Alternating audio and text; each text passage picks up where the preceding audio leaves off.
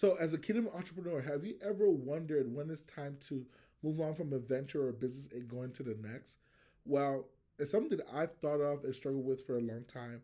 I want you guys to understand how you can be holding yourself back by actually being afraid. What do I mean by this? A lot of times we might have two or three ideas of businesses we want to do, but because we've been so successful in one, we're afraid to leave behind all the notoriety and all the success of that one and move to the next thing.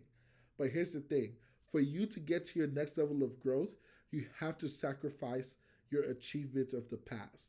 Can you imagine if Joseph said, hey, I'm going to sleep with Potiphar's wife? Why? Because I'm literally in charge of the whole house. Like, I'm the best servant here.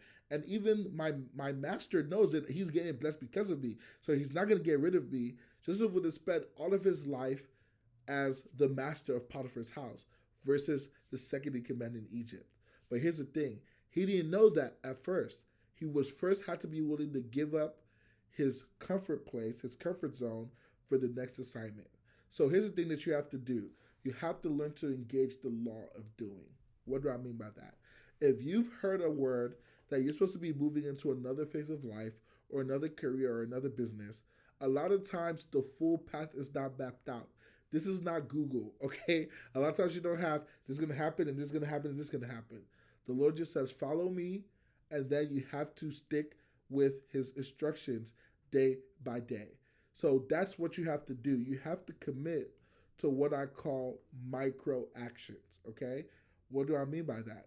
If you're being told that you're going to run a multi-million-dollar baking company, start by making treats for local businesses and distributing them.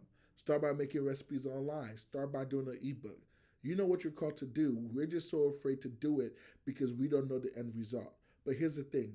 You will never get to your future dream, your perfect dream, God's perfect will for you, unless you're willing to sacrifice sometimes the acceptable and the good. But the decision is yours. So I'm going to show you today how to shift for that and take those decisions and make those actions, even if you're a little bit nervous. The first thing you have to understand is that everything has to flow out of your identity, okay? Whatever action you're taking has to flow out of your identity, that whatever you're doing now or whatever you'll be doing in the future has nothing to do with God's love for you and your productivity in terms of you actually fulfilling what you're supposed to do. Number two, you need to understand that actions lead to results, okay? Just like faith without works is dead. So every action you take actually determines whether you believe God or not. So what you have to do, like I said, is that you have to lean into micro actions. Even if you don't know what the full scope is, start with whatever you're hungry to do, whatever idea popped into your head, whatever dream you had. You have to commit to those micro actions because if you're faithful in a little, then you'll be faithful with much. Those micro actions are God's testing ground for your future promotion.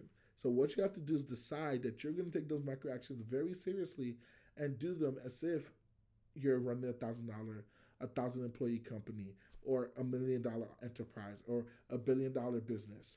Whatever it is you're called to do, take those micro actions seriously. And number two, you have to be willing to sacrifice your old success for your new in comforts. Why? Because your old success is actually a place where God was preparing you for your new level of success. But you will stop where you want to stop, which means God's not going to force you to go higher. He's going to work with you where you want to be. So, for example, people don't realize this. When Joseph was running Potiphar's house, he was in charge of what? All the houses and all the materials.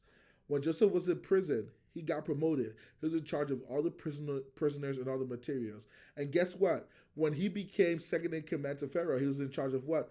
The whole nation and all the materials in the nation. You see how every step of his trial was actually a setup and a training ground for what he was eventually going to do?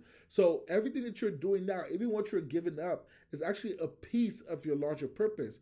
But if you're not willing to sacrifice the piece, you would never get the full puzzle. So guys, take those micro actions, lean in, and submit those things unto the Lord because he will definitely take what you have and take it to the next level. I'll catch you on the next one. Chat soon.